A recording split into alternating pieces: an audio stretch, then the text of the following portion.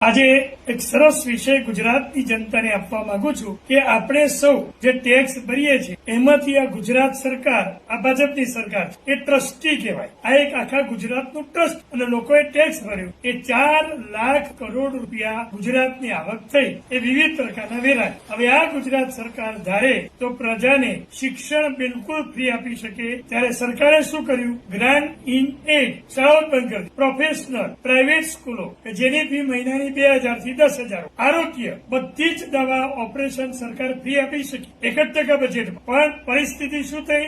1 રૂપિયાની ગોળી એ તમે 10 થી 100 રૂપિયા મળો છો. 5 રૂપિયાનું ઇન્જેક્શન એ 100 થી 500 મળો છો. અને બ્લડ ટેસ્ટ, યુરિન ટેસ્ટ અને વિવિધ તમે સ્ક્રીનિંગ ટેસ્ટ કરાવો છો. એ ટેસ્ટનો ખર્ચો 5-10 રૂપિયા છે. અને તમારે એ જે માલ વપરાય છે, મટીરિયલ્સ, કેમિકલ્સ, પાવડર, લિક્વિડ, એ 5 રૂપિયાના તમે રિપોર્ટ લેવા જાઓ ત્યારે 500 થી 1000. રીતસર લૂંટફાટ. સૌથી વધુ લૂંટફાટ ફાર્મસી અને વિવિધ પ્રકારની દવાઓ. પછી લિક્વિડ 100 રૂપિયા હોય, પાવડર 100 રૂપિયા હોય, કે ટીકડી 100 રૂપિયા હોય, ઇન્જેક્શન 100 રૂપિયા હોય. સાહેબ, 100 ગણાથી 1000 ગણો નફો આ ફાર્મસી કંપનીઓ લઈ રહી છે અને સરકાર ચૂપ છે કારણ કે વ્યક્તિગત ખિસ્સા ભરાય. અને બીજું આરોગ્ય ફ્રી. ત્રીજું ન્યાય. જે કઈ કેસો ચાલે એ 10 વર્ષથી 25 વર્ષ ચાલે. મોટાભાગના કેસોમાં માણસ મરી જાય ત્યારે ન્યાય મળે, કાં તો કેસ ત્યાં સ્ટોપ. અનેક કેસો. બીજી વાત, જયારે આ કેસો થાય ત્યારે પોલીસ મોટે ભાગે ફરિયાદી બને. કઈ જ ના હોય, તમારી પાસે ગેરકાયદેસર પૈસાની માંગણી કરે, ના આપો તો કેસ ઠોકી દે. 20 વર્ષ તમારે ધક્કા ખવાના. અને પછી ચુકાદો આવે, પુરાવાના અભાવે નિર્દોષ છૂટ્યો કે પેલા પોલીસના,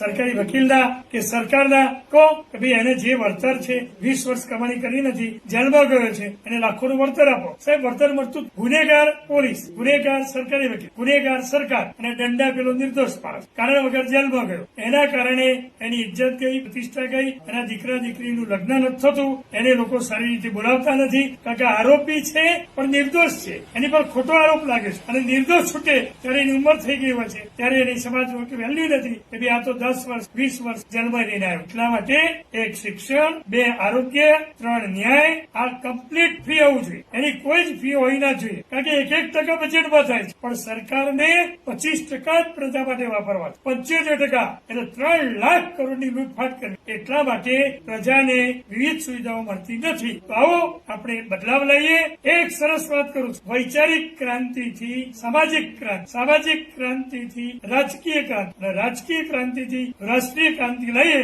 આવો આપણે ક્રાંતિકારી વિચારોનો અમલ થાય. એના માટે આપણે સૌ સંગઠિત થઈએ, એક થઈએ અને યોગ્ય વ્યક્તિઓને આપણે આગળ ધરીએ, એમને સાચા અર્થમાં નેતૃત્વ આપીએ અને એનાથી સમગ્ર રાજ્ય અને રાષ્ટ્ર વિકાસ. જય હિન્દ, જય જય ગુજરાત.